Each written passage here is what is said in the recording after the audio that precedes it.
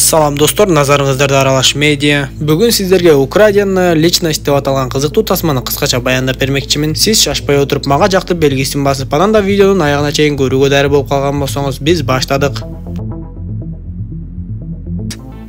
Тасманын башында эле Нами аттуу кыз менен таанышабыз. Ал адаттагыдай эле ойгоноору менен эле эң биринчи телефонун алып, досуна SMS билдирүүлөрдү жөнөтө баштайт. Көрсө ал күнү дем алыш болуп, Нами досу менен бирге көп жерлерге барып көңүл ачып эс алып келишмек экен. Алар ал күндү кечке көңүлдүү өткөрүшүп, кечинде Нами үйүнө кеч кайтат. Автобуста келе жатып чарчаганга уктап да кетип, бир кезде үйүнөн өтүп бара жатканын көрүп эле шашып-пушуп автобустан түшүп калат. Дал ошол учурда анын телефону унаада калып калганын көрөбүз. Жана да аны автобустун аркасында отурган белгисиз адам келип алып койду. Эртеси менен эле бир адам ошол телефондон көп нерселерди изилдеп жатканын көрөбүз. Эртең менен Юнжу үйгө келип, Наминин төшөктө эмес, таптакыр эле башка жакта жатканын көрөт. Нами ойгонуп келип төшөгүнө жатып, бирок ошол эле замат телефонун таппай калат. Ал Юнжунун телефонун алып өзүнүн номерине чалып көрсө, ал жактан бир улгайып калган аялдын үнү чыгып, телефонду таап алганын айтып, бир даректи берип, ошол жерге келсең телефонуңду берем деп коет. Бирок ал эч кандай улгайган аял эмес эле, аны белгисиз хакер жасап жаткан болот. Кийинки көрүнүштө полициялар токойдон өлгөн аялдын денесин табышат. Детектив Джима айлана тегеректеги шектүү нерселерди карап жатып, ошол жердеги бактан Жуньон деп жазылып турган тактаны таап алат. Аны көргөндө детектив дароо эле ойго түшүп, көрсө анын Жуньон деген баласы 7 жыл мурун үйдөн качып кеткен болот. Ал Жуньонду киши өлтүрүүгө барбайт. Киши өлтүрүү үчүн ал аябай эле алсыздык кылат деп ичинен ойлонуп коет. Нами болсо атасына кол кабыш кылып коеюн деп анын кафесине келет. Жардам берип жатса эле ага бирөө байланышка чыгып, Нами телефонду алып көрсө эле ал жанагы улгайган аял болот. Ал Наминин телефонун колунан түшүрүп сындырып алганын айтып, мен аны жакын жердеги телефон оңдоочу жайга таштап акчасын төлөп койдум. Телефонуңду ошол жактан алып ал деп эле өчүрүп коет. Нами ошол айтылган дарек боюнча жетип барып, ал жактагы жазууларга караганда ишкананын ичиндеги адамдардын баардыгы бет кап тагынып жүрүшү керек экен. Анда Нами бет кап тагынып алып ичкерге кирсе, аны ичкериден бет капчан кызматкер тосуп алат. Кызматкер Намиге бир баракты берип, Нами болсо ал жерге тийиштүү нерселерди толтуруп чыгып, анан да телефондун сыр сөзүн дагы жазышы керек экен. Нами кагазды толтуруп бүтөөрү менен кызматкер анын телефонун башка бөлмөгө кирип тезден жазай баштайт. Ал албетте Наминин телефону кандай болсо ошондой кылып оңдоп, бирок Наминин сыр сөзүн билгендиктен анын телефонуна кирип белгисиз бир программаны жүктөп орнотуп салат. Нами телефонду алып ал жерден кеткенден кийин жанагы хакер Нами телефонунан эмнелерди көрүп, кимдер менен жазышып, кимдер менен сүйлөшүп жаткандардын баардыгын көрүп турат. Анан да телефонунун алдыңкы жана арткы камераларынан Нами ким менен жүргөнүн, эмне кылып жаткандардын баары көрүнүп турду.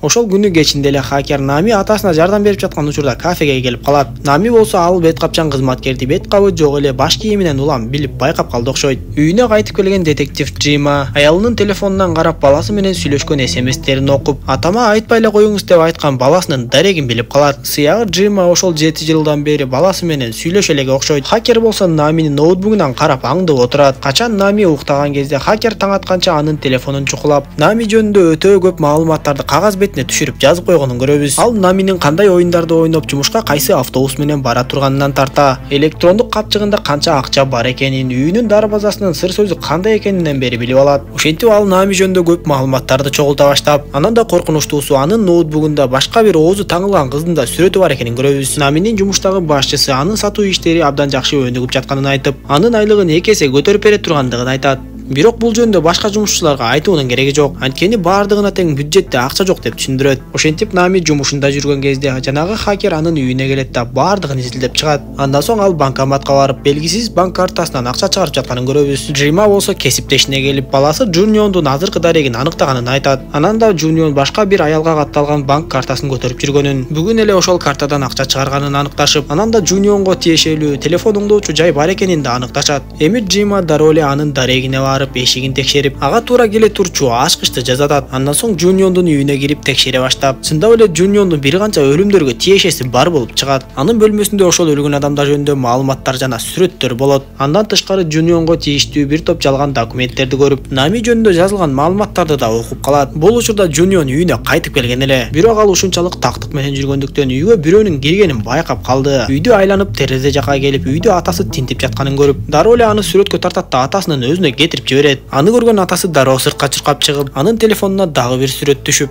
Ал сүрөттө Жунион атасын бийик имараттын чокусуна чыгып тартып алыптыр. Анда Джима дароо эле ошол имараттын чокусуна чуркап жөнөп, бирок ал жака жеткен кезде алданып калганын түшүнүп, кайрадан чуркап отуруп Жуниондун бөлмөсүнө жетип келсе, Жунион атасына керек боло турган маалыматтардын баардыгын жок кылып, дароо эле изин суутуп жашынып кетиптир. Андан соң Жунион кафеге келип Намиге жолугуп, көрсө ал эч ак эле Нами менен таанышканга жетишип, Нами андан бир нерселерди сатып алмакчы болуптур. Аны байкап калган атасы Намиге жанагы бала бир аз башкача экен, сен андан абайла деп эскертет. Албетте алардын сүйлөшүүсүн Жунион угуп жаткан болчу. Бир аз кечирээк эле Нами атасына бир шилтемени кетирип койгон болот. Атасы кызына жазып, мен муну эмне кылам деп сураса, Нами атасына, сен бул программаны жүктөп орнотуп койсоң, эгер мен телефонумду кайрадан жоготуп жибере турган болсом, анда бул программанын жардамы менен мен телефонумду оңой эле таап алам деп айтат. Анда атасы макул болуп программаны орнотуп коет. Бул учурда болсо Наминин үйүнө Юнжу келип, ал ата-энеси менен урушуп кеткенин айтып, бир канча убакыт Наминикинде туруп турууну суранат. Нами албетте досун кубануу менен тосуп алып, алар бири-бири менен сүйлөшүп жаткан кезде, хакер кайра эле анын телефонун билдирбей пайдаланып жатканын көрөбүз. Наминин атасы үйдө телефон чукуп жатса эле, анын телефонуна сүрөт келип түшүп, эшигинин алдында үйкөк турганын көрөт. Ал сыртка чыгып барып үйкөктү алайын деп жатканда, анын аркасынан Жунион келип уктата чапканын көрөбүз. Эртең менен уктап калган Нами шашкалактап эле такси менен жумушуна жөнөйт. Анын телефонуна бир канча адамдар чалып, билдирүүлөр да жайнап кеткенин көрөт. Көрсө анын телефонун кимдир бирөө алып, Наминин башкаларга караганда 2 эсе айлык алып жатканын, анткени ал жашыруун жарнаманы жайгаштырып жатканын таратып жибериптир. Ошондой нерсенин айынан Нами жумушуна жетип келсе, анын компаниясы бир заматта эле банкрот болуп калыптыр. Анда Нами жетекчисине, бул нерсени мен кылган жокмун, мен күнөөлүү адамды табам деп жатса, жетекчиси аны ал жактан кууп чыгып, сен кандай кылган күндө да эми компанияны сактап калуу мүмкүн эмес деп айтат. Эми Нами досуна ыйлап келип, ал полицияга да барып арызданып, менин телефонумду кимдир бирөөлөр бузуп киришиптир десе, полициялар анын телефонунан эч кандай хакердик чабуулду таппай коюшат. Анда Наминин эсине Жунион түшүп, ал Жунионго чалса, бул кезде Жунион Наминин атасын кармап байлап койгонун көрөбүз. Жунион Наминин атасынын жанында туруп алып эле, эч сыр бербей Намиге жардам берерин айтып, бир жерден жолукмакчы болушат. Алар жолуккан кезде Жунион Наминин телефонунан белгисиз программа орнотулганын таап, ушул программанын жардамы менен силерди сындырып кетишкен деп айтып, эми ал программаны тазалап жок кылып койгонун айтат да, ал Намини өзүнчө чакырып, сен ким менен жашайсың? Бул нерсени сенин жаныңда жашаган эле бирөөлөр кылган деп айтат. Анда Нами дагы ага өтө ишенип алып, кече күнү үйүнө келген Юнжиден шек санап калат да, ага дароо барып бул жөнүндө айтса, Юнжиге да бул өтө катуу тийип, ошол жерден эле экөөнүн достугуна чекит коюп кетип калат. Ал эми полициялар болсо жанагы токойдон улам сайын эле кыздардын өлүк денелерин таап чыгып жатышат. Детектив Джима баласын кантип кармоону ойлонуп, эгер ал Жунионду эртерээк кармабаса, ал кылмышкердин атасы болгондуктан кылмышка шектүү деп анын өзүн да камап коюшу мүмкүн. Эми Джиманын оюна бир нерсе келип, ал кесиптеши менен баягы Жуниондун телефон оңдоочу жайына жетип барышса, Жунион эч ак эле ал жактагы керектүү маалыматтарды тазалап кетиптир. Бирок ал жакта телефонун оңдотуу үчүн арыз жазган көптөгөн сары кагаздар бар болчу. Джима ал жактан эң акыркы жолу арыз жазган Наминин атын таап, Жуниондун кийинки олжосу ушул кыз окшойт, биз ага тезден кабар беришибиз керек деп жатканда, ал жерге полициялар менен бирге Нами дагы келип калат. Көрсө Нами дагы менин телефонумду ким бузуп кириши мүмкүн деп ойлонуп отуруп, Жунионду полицияларга карматуу үчүн келип калыптыр. Ошентип эми детектив жана Нами Жунионду бирге кармамакчы болушуп, Нами Жунионду жолугушууга чакырат. Жунион болсо Нами менен жолугушууга көз айнегин чечип, чачын дагы башка стилде тегизетип келген эле. Бирок Жунион Наминин үйүнүн жанына келген кезде, анын аркасынан атасы келип калганын көрөт. Алды жагынан экинчи детектив чыгып,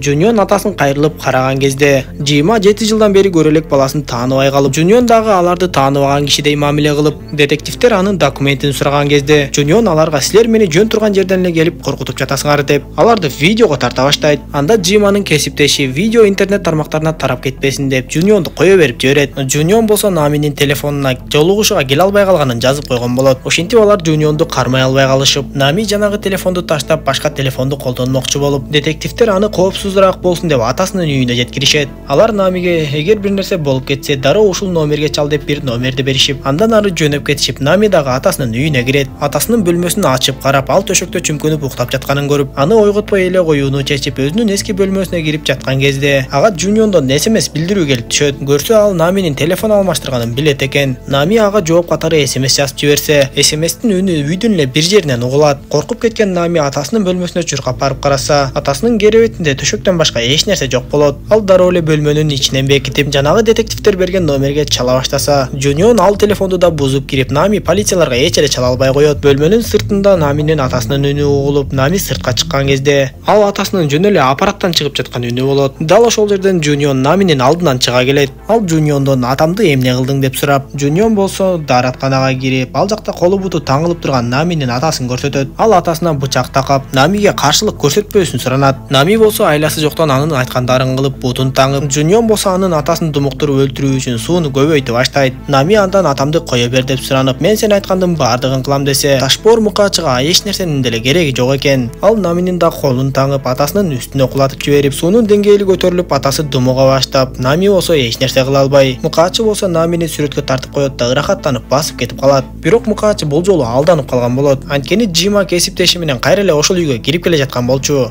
Күтүлбөгөн жерден Джима аны кармап калганда, ал Джимага ата деп кайрылат. Джима ал баланын баягы көчөдөгү бала экенин билип, бирок чындыгында өзүнүн баласы Жуньон эмес экенин билип эле сабай баштайт. Кесиптеши болсо дааратканадагы Нами жана атасын суудан алып чыгып, аны сактап калуунун аракетин көрүп жатат. Джима жанагы адамды ууртокмокко алып жатып, акыры баласы жөнүндө маалыматтарды да таап алат. Көрсө бул мукаачы башында Жуньон жөнүндө да маалыматтарды топтоп жүрүп, акыры аны өлтүрүп, өзү Жуньонго окшош болгондуктан ушул кылмыш ишинин баардыгын Жуньонго оодарып салууну көздөп жүрүптүр. Анан да ошол жерден эле баласынын өлүк сүрөтү тартылган баласынын телефонун таап алат. Эми детектив Джима тапанчасын алып чыгып, жанагы мукаачыны атып өлтүрөйүн деп калды окшойт. Ал мукаачы Джимага мен баардык кылмыштарды мойнума алам жана түрмөгө отурууга даярмын деп айтып жатса, эсине келген Нами мукаачыны көрүп, ал жердеги Джиманын кесиптешинин тапанчасын алат да түз эле басып барып, атасын өлтүргөндүгү үчүн ызаланып, дароо эле мукаачыны 2 жолу атып салды. Аны күтпөгөн Джима Намиден тапанчаны алып, Нами артка кайрылса эле бактыга жараша анын атасы өлбөй калыптыр. Көп өтпөй эле ал жерге полиция жана тез жардам келип, Намини жана атасын үйдөн алып чыгып баратышат. Эртеси көпчүлүктүн арасында көптөн бери белгисиз болуп келген мукаачы киши өлтүргүч менен Нами жана атасынын болгон окуясы чуу салып жатат. Тасма ушундайча соңуна чыгат. Достор, видео жаккан болсо мага жакты белгисин басып, дос тааныштарыңыз менен бөлүшүп койгонду унутпаңыз. Кийинки видеодон көрүшкөнчө аман болуңуздар.